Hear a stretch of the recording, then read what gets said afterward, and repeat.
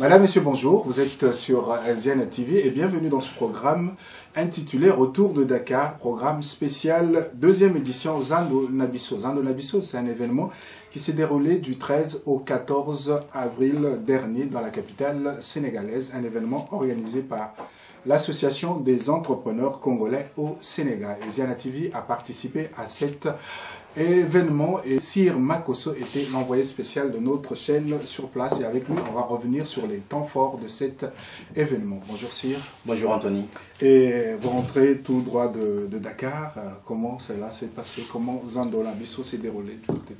Alors il faut dire que Dakar a été une très bonne expérience puisque nous avons rencontré là des hommes et des femmes qui apportent de la valeur. Zando Nabisso, c'est la deuxième édition, c'est une foire en fait qui regroupe des hommes et des femmes qui sont de la diaspora congolaise et d'autres diasporas africaines. Vous avez là différentes nationalités.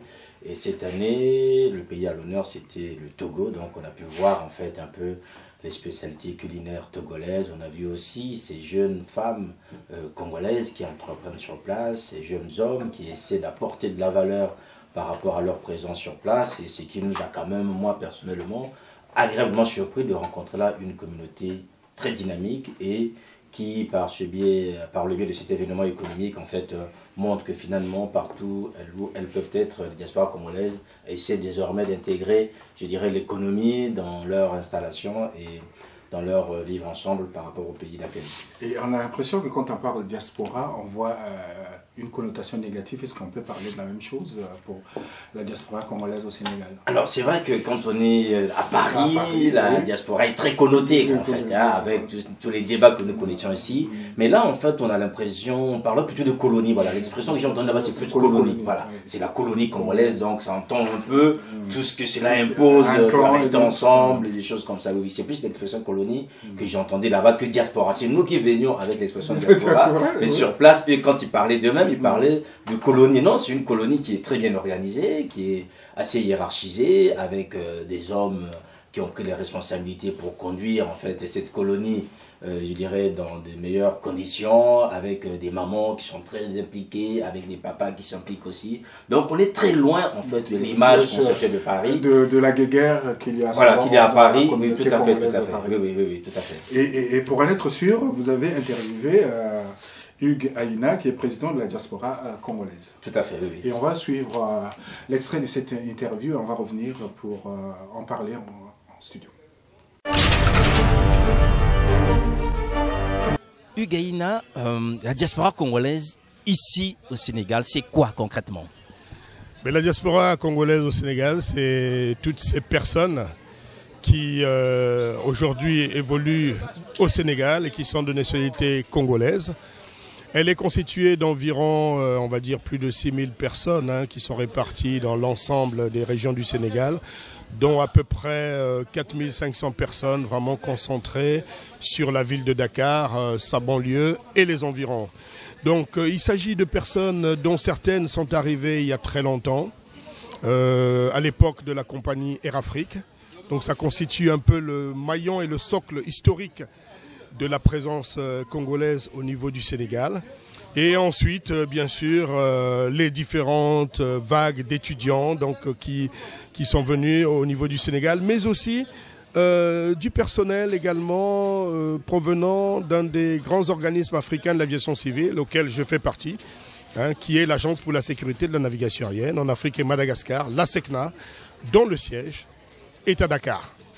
Voilà. Et à cette date aujourd'hui, là, on peut dire que la majeure partie donc des Congolais de cette diaspora sont constitués d'étudiants, mais nous avons aussi une petite frange de compatriotes qui, à la recherche d'un meilleur devenir, ont tenté la traversée et donc via le Maroc en passant par la Mauritanie et dont certains finalement dans l'échec de cette aventure se sont retrouvés au Sénégal et au niveau du Sénégal exercent un certain nombre d'activités dans le domaine commercial.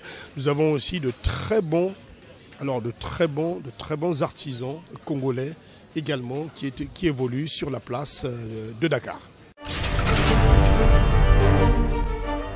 Venez là de suivre Hugues Aïna, président de la diaspora congolaise au Sénégal. Et vous avez dit tout à l'heure que la diaspora congolaise au Sénégal, tout du moins la colonie congolaise, est bien organisée, bien structurée.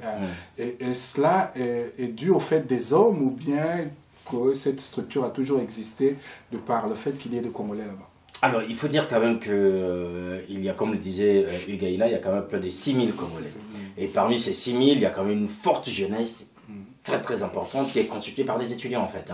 Donc à côté de ces étudiants, il y a aussi, je dirais, des parents qui s'y ont installés parce que tous les cadres congolais qui ont travaillé dans l'aviation, notamment la SECNA, ont été formés en fait au Sénégal. Donc certains ils sont restés et donc constitué des grandes familles qui sont là, qu'on connaît. Donc il y a quand même une part importante qui est prise par les jeunes qui arrivent pour s'installer, mais les mamans et les papas qui sont là depuis les années 60-70 gardent toujours un œil et qu'on a là en fait une sorte d'équilibre qui permet à ces jeunes de pouvoir faire leurs études normalement, mais tout en sachant aussi qu'il y a là, un peu comme au pays, des aînés qui peuvent intervenir quand on sent que ça dérape. Oui. 6000 Congolais installés au Sénégal, c'est peu par rapport aux Congolais sénégalais installés au Congo.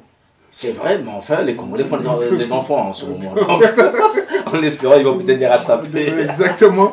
Et donc, Zando Nabisso, c'était la deuxième édition. Et cette édition, c'était inscrite dans quel thème? Est-ce qu'il y avait un thème? Alors, il n'y avait pas une thématique particulière pour cette deuxième édition, mais ce qui était nouveau, c'est en fait le fait d'avoir fait appel à une marraine de Paris. Et ce qui a complètement changé les choses sur place, en fait. Oui, la marraine nationale à nos téléspectateurs, c'est Madame Agnès Ounounounou. Et comment s'est fait le contact entre cet événement, cette fois, et Madame Ounounounou? Alors, il faut dire quand même que Madame Ounounounou, c'est une femme célèbre, que tous les Congolais de la diaspora connaissent, puisqu'elle intervient beaucoup sur des sujets d'actualité sur les réseaux sociaux. En même temps, il est président de la diaspora Congo-Brazzaville.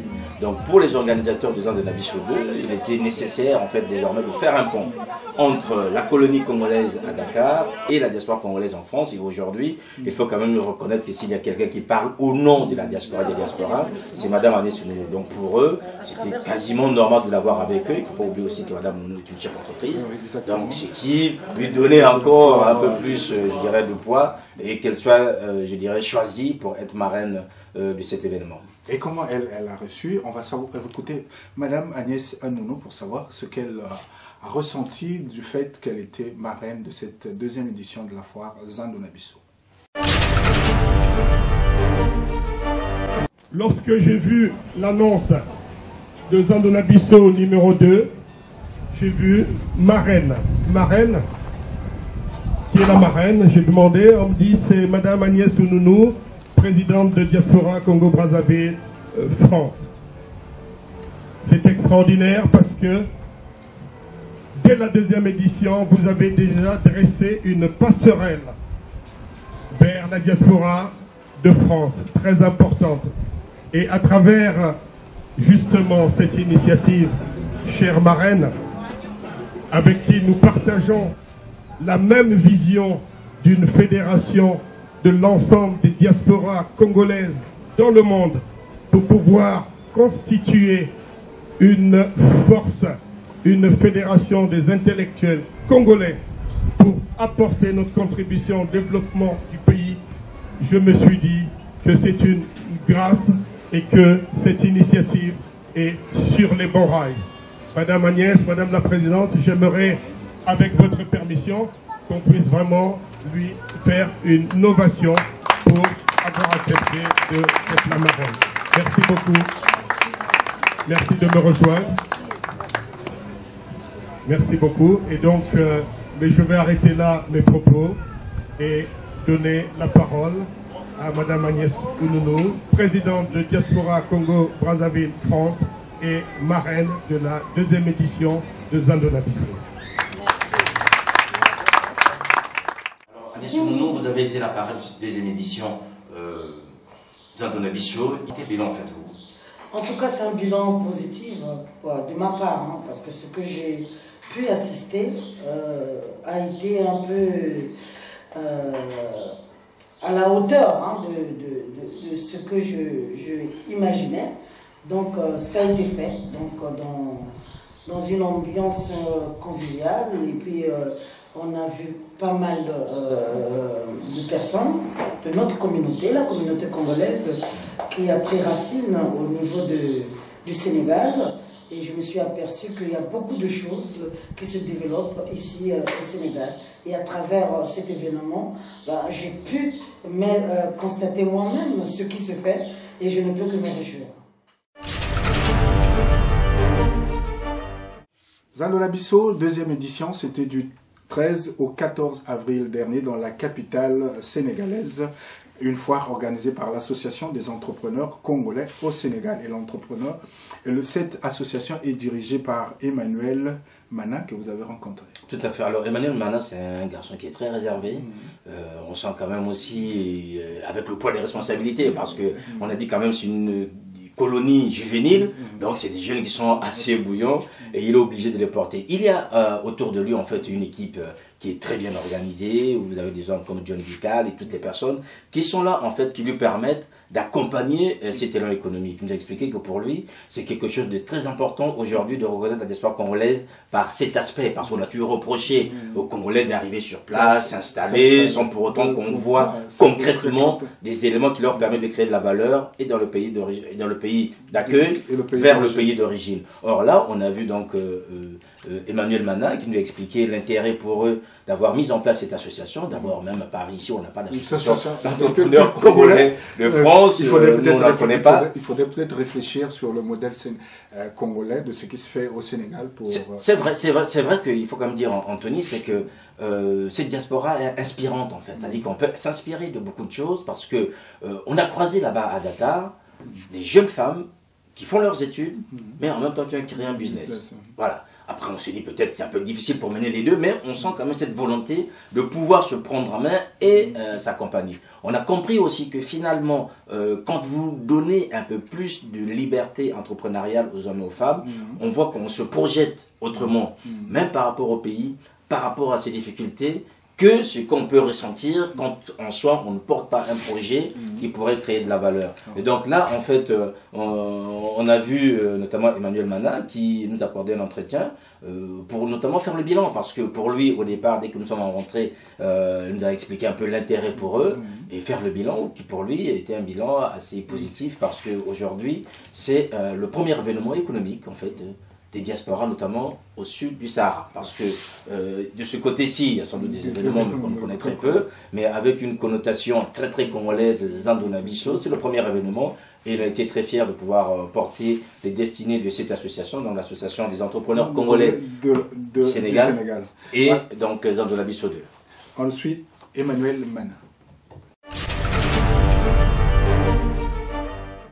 C'est une réussite déjà d'avoir pu réaliser à nouveau une deuxième édition et nous sommes confiants pour l'avenir. Voilà, une confiance qui va se manifester comment concrètement?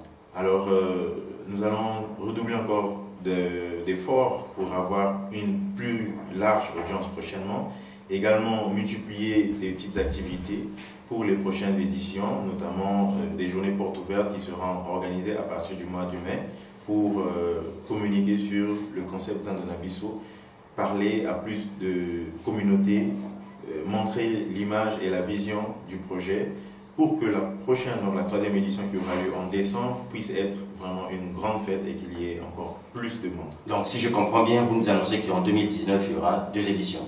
Oui, en effet, le projet Zando-Labisso doit avoir lieu 2 fois dans l'année.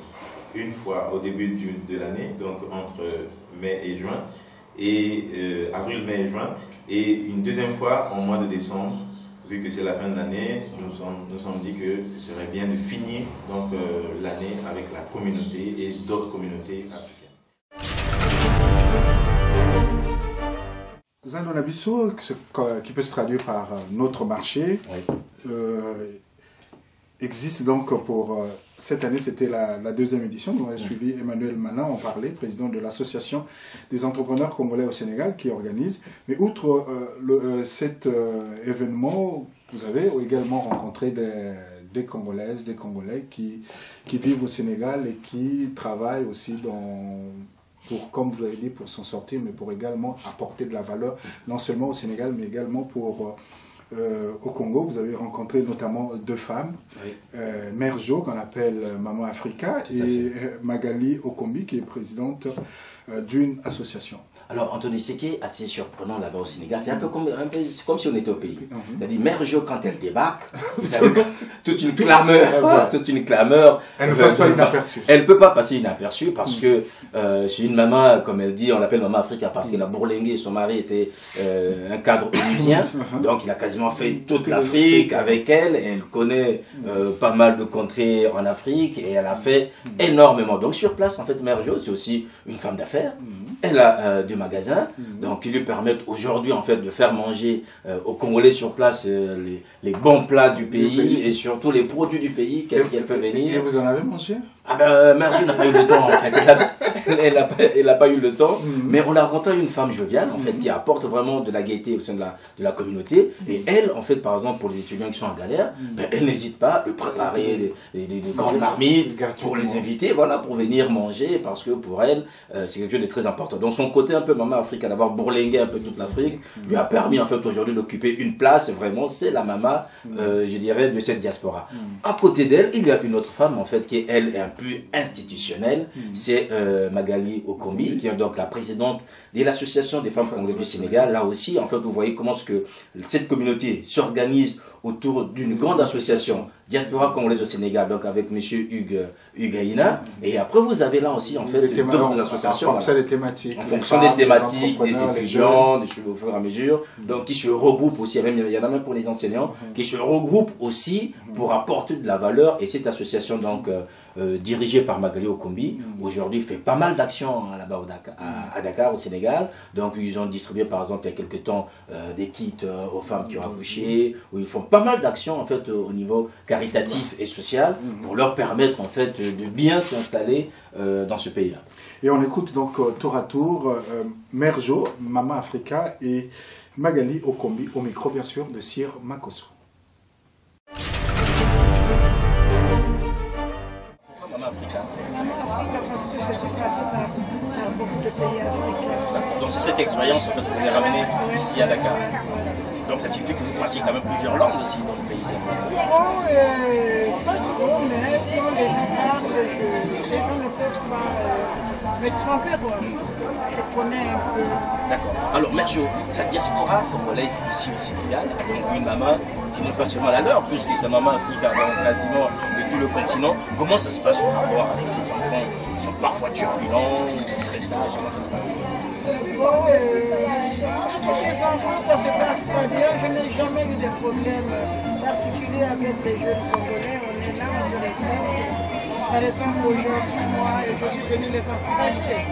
Ils sont là, ils me préparent, ils ont fait des expositions, on est venu les accompagner, les assister, quoi. Donc, c'est ça. Je suis très bien avec eux. Est-ce qu'aujourd'hui, vous pensez, quand vous voyez ces jeunes s'installer, prendre des initiatives, vous dites que c'est une fierté pour notre diaspora, c'est une fierté pour nous? C'est une fierté pour nous parce que c'est pas seulement eux qui doivent apprendre à notre côté, mais nous, en tant que maman, nous apprenons beaucoup aux côtés de ces jeunes. Parce que il faut les reconnaître, nos enfants ont beaucoup étudié. Ils sont sortis tôt aussi du pays. Donc ils ont beaucoup de connaissances et quand ils organisent de telles choses, il faut qu'on les assiste. Et nous aussi, nous apprenons aux côtés de nos enfants, c'est un plaisir pour nous. Les activités, en fait, c'est d'abord pour s'épanouir mutuellement, parce qu'il y a beaucoup de femmes qui sont venues pour accompagner leur mari dans le cadre de missions de service, qui ont dû des fois laisser leur travail derrière elles et qui viennent dans un nouveau pays et qui n'ont des fois rien à faire. Donc c'est un cadre d'échange, de concertation pour aider à l'autonomisation des femmes, pour celles qui n'ont pas d'activité lucrative, mais c'est l'entraide mutuelle entre femmes, mais aussi contribuer au rayonnement de la communauté congolaise au Sénégal. Donc à travers diverses actions sociales, on a l'habitude de faire des actions à l'endroit des défavorisés, aussi bien de la colonie que des ressortissants sénégalais ou bien sans distinction en fait de nationalité. Zandonabiso, c'était à Dakar du 13 au 14, si ma mémoire est bien. C'est 13 au 14 avril. Et une foire consacrée aux entrepreneurs, et bien entendu, un événement consacré aux entrepreneurs. Il faut bien sûr rencontrer des entrepreneurs. Et au cours de cet événement, vous en avez rencontré deux. Versailles Saï, qui est un salon, le boudoir de Versailles. Ça fait pas Versailles, Paris, mais c'est très royal, mais c'est au Sénégal. Et Abdon Pambou, qui est directeur d'une école privée. Voilà, alors là aussi, c'est la grande surprise, parce que quand vous arrivez on peut pas imaginer à Dakar, avoir une école privée au Sénégal. Ah non, c'est un peu compliqué d'imaginer, même quand on est sur du côté de Paris, on a toujours l'image un peu de cette Afrique et de ces diasporas congolaises en Afrique qui se cherchent un peu partout. Et puis on a tendance à croire qu'il n'y a que les autres qui viennent s'installer et monter le business chez nous, et que nous n'avons pas la capacité. Là, ça démontre un peu... Et là, ça a été pour moi un vrai choc. C'est-à-dire que l'image avec laquelle nous avons grandi, nous, en disant c'est les Sénégalais qui viennent, quand nous on part, c'est pour aller faire des études, et après les gens rentrent, notamment dans les pays africains, il n'y a pas de quoi s'installer. Or là, on retrouve une communauté très dynamique économiquement, et donc, pour parler par exemple de Versailles, alors ce salon, comme on dit, il a peut-être le prénom prédestiné, hein, Versailles, c'est un salon royal. Donc vous voyez le décor, tout le faste qu'elle a mis pour accueillir les gens, vous dites là, il y a une vraie volonté de pouvoir pérenniser cette action. Donc c'est une jeune femme en fait qui vient de Pointe-Noire, qui a fait pas mal de choses en amont, et qui finalement aujourd'hui s'est vraiment spécialisée dans tout ce qui est autour du maquillage, ce qu'on appelle en anglais le make-up.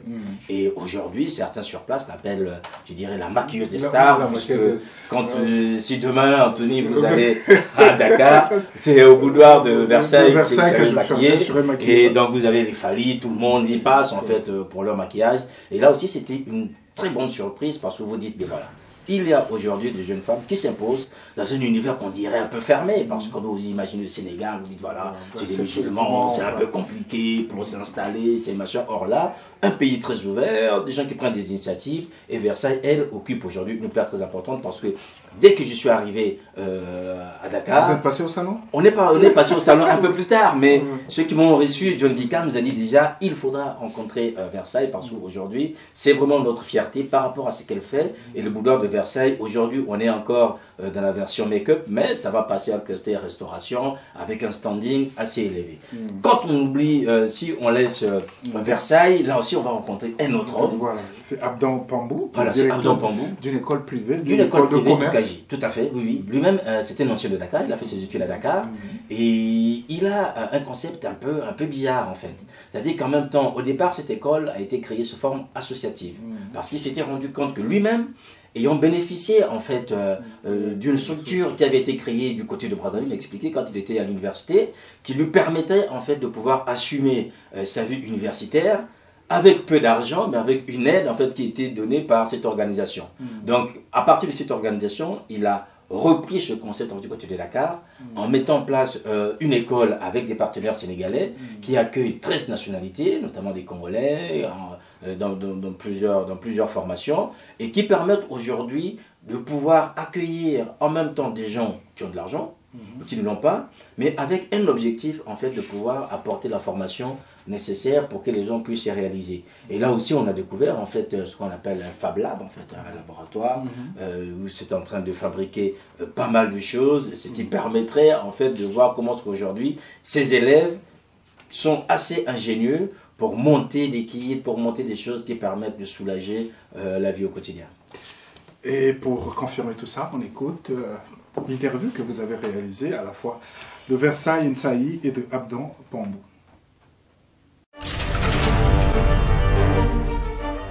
Mon invité en ce moment, tel que vous la voyez, c'est une grande dame issue de la diaspora. Certains l'appellent voilà, la maquilleuse des stars. Mais si demain vous voulez passer à Dakar et être maquillée, ce sera chez elle. C'est Versailles Nsaï. Bonjour.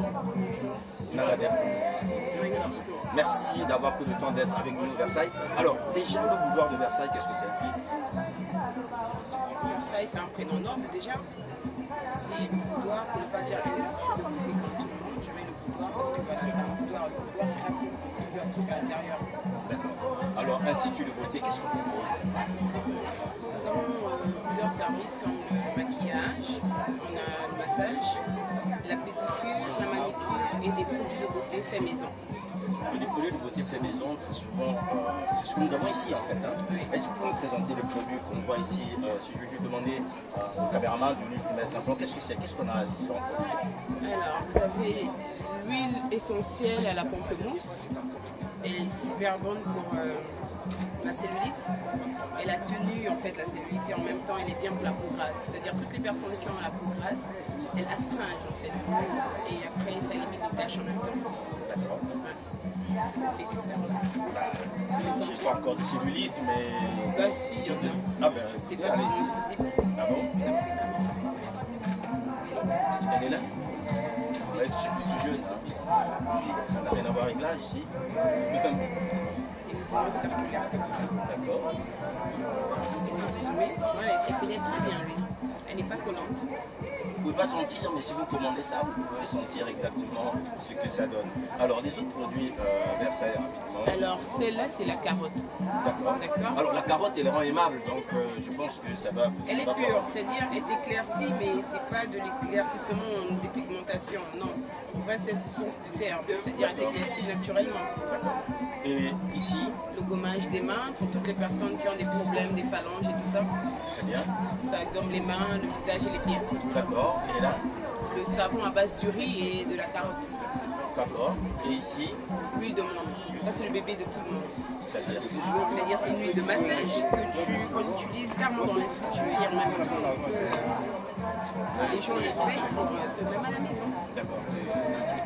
Est-ce que vous allez avoir la vente? Il n'y a pas de vente qui soit pas. Oui, tu peux la couper quand même. C'est-à-dire que tu finis de faire égale ton interview comme ceci, tu le mets derrière là et là tu le temps. Et soulagé quand tu es un peu énervé, un peu stressé. Alors, comment on vous appelle maintenant? Parce que j'ai entendu dire qu'on est arrivé ici, on a fait tout ça. Parce que je maquille quelques stars quand même. D'accord, sénégalaise, africaine. Sénégalais, guinéens, maliens, ivoiriens. Donc, il n'y a pas encore des Congolais qui soient passés ici. Si, ça y D'accord. Donc ça signifie quand même que quand on passe ici à Dakar, il est nécessaire pour, je dirais, se sentir bien, être bien maquillé, passer chez Versailles.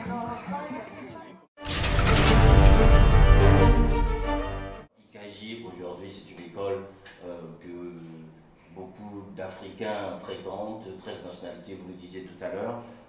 Déjà ce projet il est né par rapport à votre propre expérience. C'est laquelle?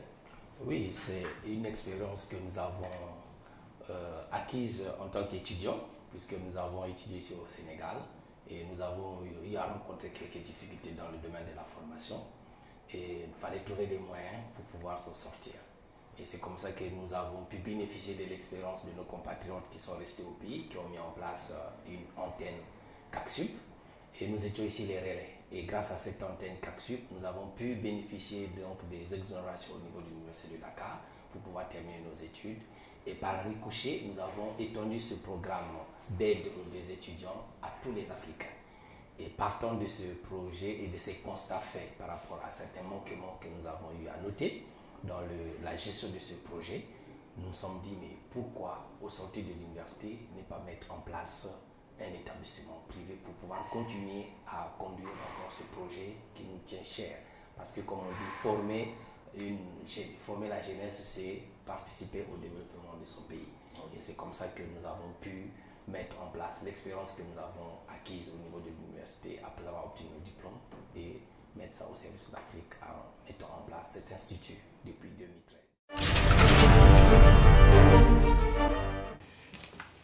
Sir Wakeso, votre séjour à Dakar a été aussi l'occasion de partager de rencontrer non seulement des entrepreneurs, des Congolais de la diaspora, mais de partager aussi votre savoir avec quelques jeunes que vous avez trouvés sur place, des jeunes qui vous avez donc mis à profit votre séjour pour permettre à certains jeunes de s'essayer dans ce métier que nous pratiquons, dans le métier d'un média. Il s'agit de Sidonie, Roselvi, Déo et Osé qui, d'une certaine façon, ont été des assistants, des envoyés spéciaux sur place de Ziana TV. Oui. Comment le contact s'est fait avec ces quatre jeunes, deux jeunes garçons et deux jeunes filles, et comment vous êtes arrivé à les mettre un peu le pied à l'étrier. Alors il faut dire, Anthony, c'est la magie du Sénégal.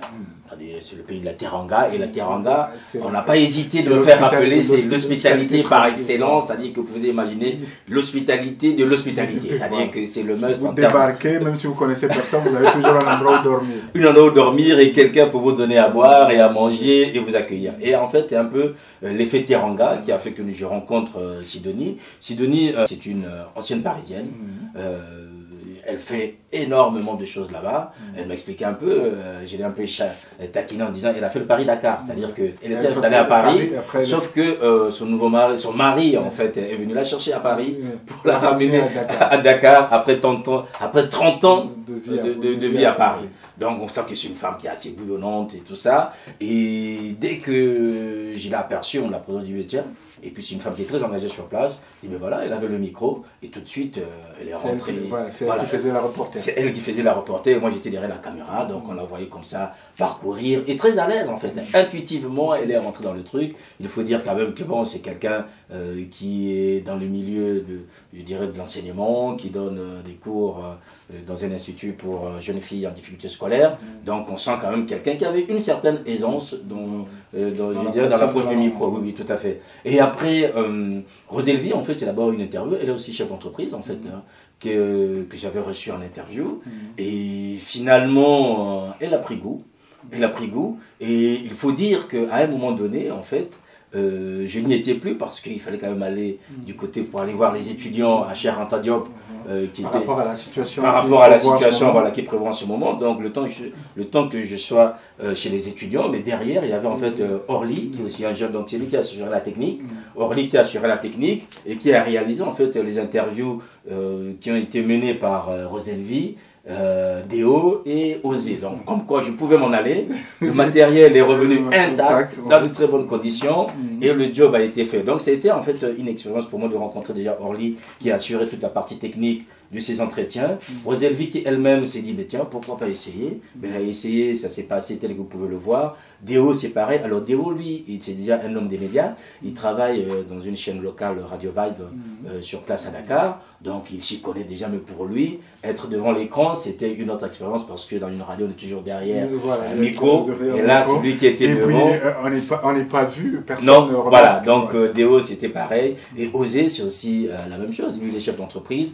Il est dans l'événementiel, donc celui qui a assuré toute la partie technique en fait des Antonabisso. Et pour lui, c'était aussi une très bonne expérience en fait de goûter à ce travail de micro. Et quelqu'un me disait que le micro des Anatomies attire, donc ce micro a fait son travail. En somme, Sir, votre voyage a été fructueux sur tous les plans. Ah oui, c'était un voyage très très fructueux puisque vous avez eu le temps de rencontrer les gens, vous avez mangé chez Mère Jo, vous êtes fait maquiller chez Versailles, vous avez fait un tour dans les écoles, vous avez rencontré des gens. Tout à fait. Alors il faut dire aussi, Anthony, que c'était des rencontres humaines très poignantes. Voilà, le jour de notre départ, c'est vrai qu'on a eu là des hommes et des femmes qui sont venus, qui sont un peu comme ça se passe au pays, quand quelqu'un voyage en Europe, vous imaginez comment toute la famille est en ébullition, tout le monde est alerté, chacun vient avec son petit cadeau, des choses comme ça, et ça on était vraiment gratifiés, Agnès Sounou la marraine et moi-même, qui avons assuré tout le travail au camp des Anatomies, ça s'est très bien passé. Et quand comme vous, installé dans la diaspora, à Paris, en France, vous allez au Sénégal, après avoir participé à un tel événement, après avoir vécu tout ce que vous avez vécu, quel enseignement vous en tirez? Alors, le premier enseignement, c'est que la diaspora congolaise est riche. Maintenant, le deuxième enseignement, je me dis, le terme diaspora n'est pas toujours transposable, en fait, dans toutes les réalités. Le comble, c'est que sur place, j'entendais plus le terme colonie que diaspora. Si le terme diaspora est très connoté quand on l'entend de Paris, mais le terme colonie là-bas traduit en fait une autre réalité qui nous montre en fait les hommes et les femmes qui le font. Oui, donc on peut dire, si vous voulez, Anthony, disait peut-être. Oui, avant de continuer, on va lancer les images pour permettre à nos éditeurs de donner un visage à Sidonie, à Roselvi, à Déo, à Osé, des personnes que Sir a rencontrées à Dakar et qui lui ont facilité le travail, qui ont fait certains qui ont beaucoup contribué à la réussite de sa présence sur place sur le plan travail. Sans oublier que c'est Orly en fait qui a assuré la partie technique. Exactement.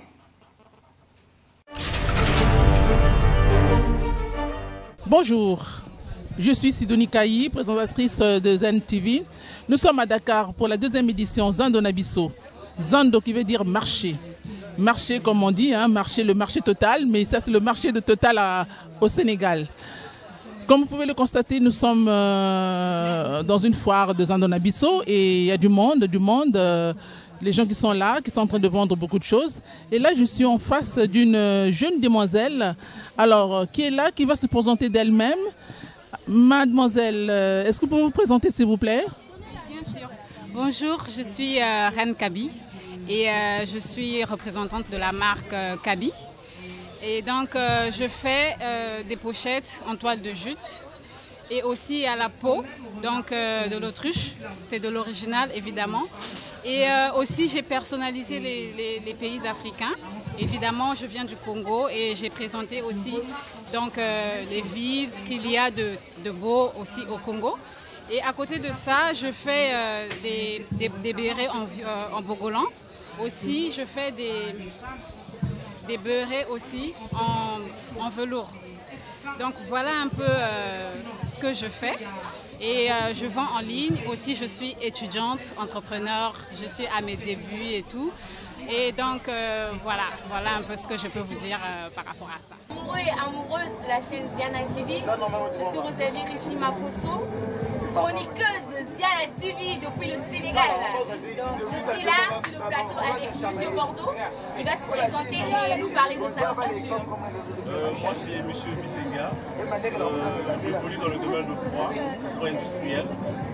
Je suis un entrepreneur congolais. Vu que nous sommes en direct de Zando Nabisso, qu'est-ce qui vous a mené ici en fait? Comment vous avez connu cet événement? Bon, cet événement, je l'ai connu et j'évolue aussi dans le domaine de production de jus. On continue. Je suis devant le charbon de Roselle. Henri Glace. Alors là, je vole aussi dans ce domaine-là. D'ailleurs, moi, je suis membre de cette association. Donc, je suis membre dans ça. Donc, je l'ai connu à travers la dame ministre qui était là, du Congo. D'accord. Et est-ce que vous avez exposé lors de la foire? Oui, on a eu à exposer des produits, on a présenté nos produits, on a l'habitude de faire les jus, des glaces. On est aussi dans l'évolution des glaçons alimentaires, donc on a eu aussi à les présenter. D'accord, et tout s'est bien passé pendant ces 2 jours. Oui, ça va. Merci à vous, c'était Rosalie Richimakoso en direct de Ziana TV. Restez toujours connectés. Avec moi, Thérèse et Michel, 2 entrepreneurs congolaises. Alors, bonjour. Bonjour. Bonjour. Bonjour. Avec vous, on va parler de votre activité, mais également de votre participation à Zando Nabisso. Déjà, est-ce que vous pouvez vous présenter et nous dire, et nous présenter également votre activité? Je m'appelle Thérèse Moutanga. Je suis dans la couture et dans l'accessoire de l'Afrique centrale ici à Dakar. Et je suis entrepreneur, ça fait 4 ans. Ça fait 4 ans que j'ai mon petit business et que j'évolue ici à Dakar. Et c'est ma première fois que je viens à Zando Nabisso. La première édition, je crois que je n'étais pas très prête parce que mes articles, je les fais ici, mais pour les gens de la diaspora hors de Dakar. Et... Thérèse, je reviens tout à l'heure, on va parler de votre participation. Alors, dites-moi Michel, qu'est-ce que vous faites? Présentez-nous votre activité et afin que les internautes de Ziana TV vous découvrent également. Alors, Michel, c'est plusieurs casquettes.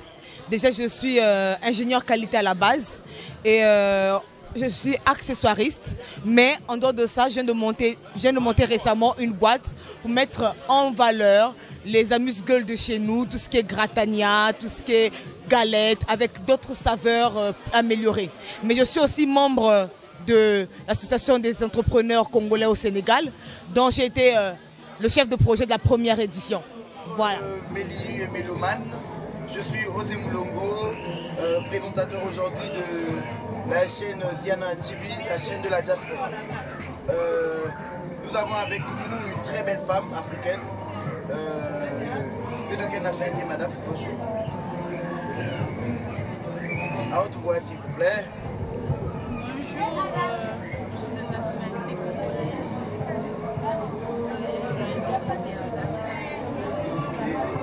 Et c'est quoi votre prénom?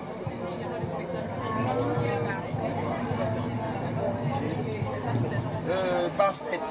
Comme on peut voir aujourd'hui, vous êtes à Zando, à la deuxième édition de Zando numéro 2, Zando Nabisso, organisé par l'Association des entrepreneurs congolais au Sénégal. Dites-nous quelles sont les impressions que vous avez sur cette belle foire. Mes impressions,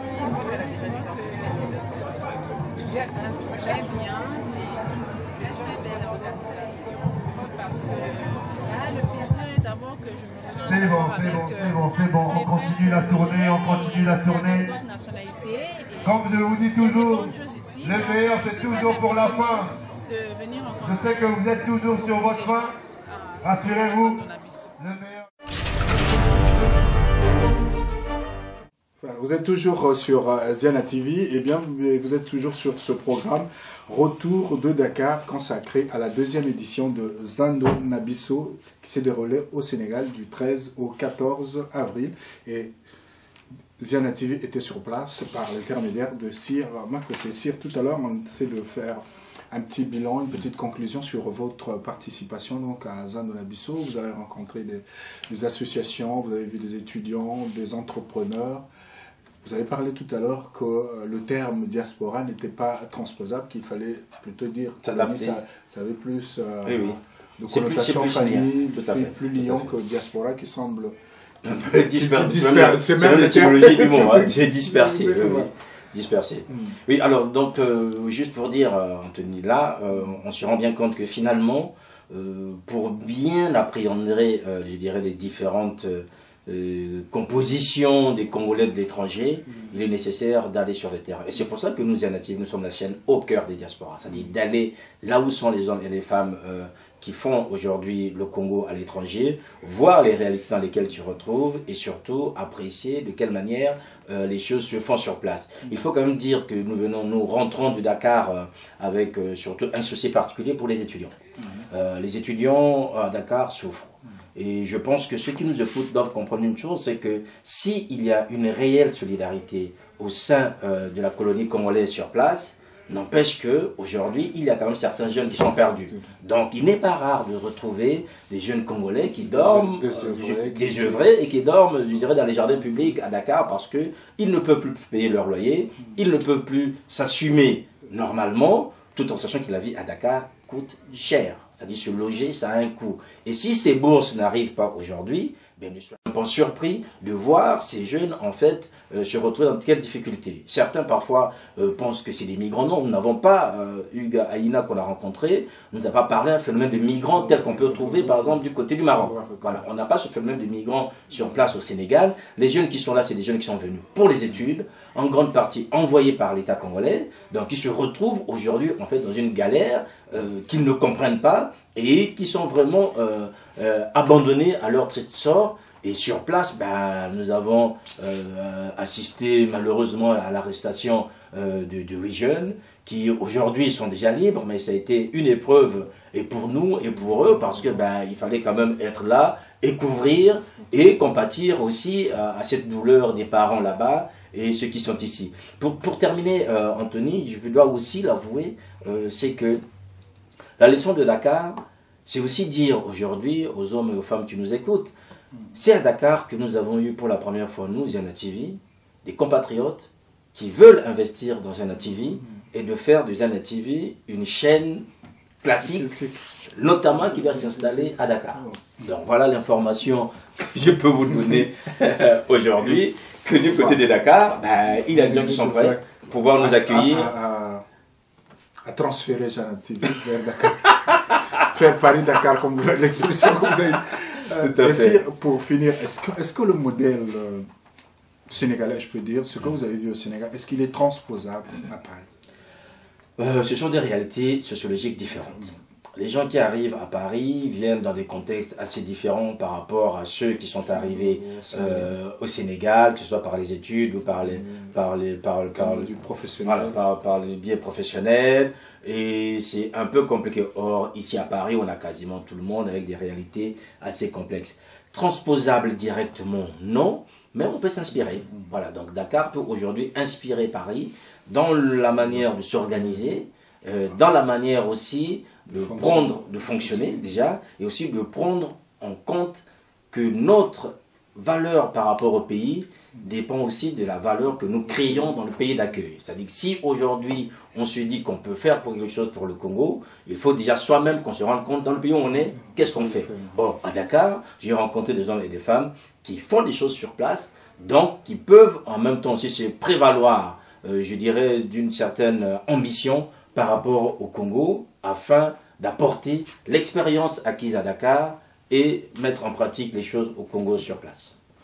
Merci Sir Makosso, et on aura l'occasion donc de revenir sur ce projet que vous avez glissé en passant, et puis sur la vie de l'association, peut-être que pour la prochaine édition de Zando Nabisso. Mais ce sera en décembre, dès qu'il a annoncé, voilà, c'est en décembre. Donc, Ziana TV sera encore sur place à Dakar pour couvrir la 3e édition. Merci à vous, et merci à vous également d'avoir suivi ce programme Retour de Dakar consacré à la 2e édition de Zando Nabisso, foire qui s'est tenue dans la capitale sénégalaise du 13 au 14 avril dernier, foire organisée par l'Association des entrepreneurs congolais au Sénégal.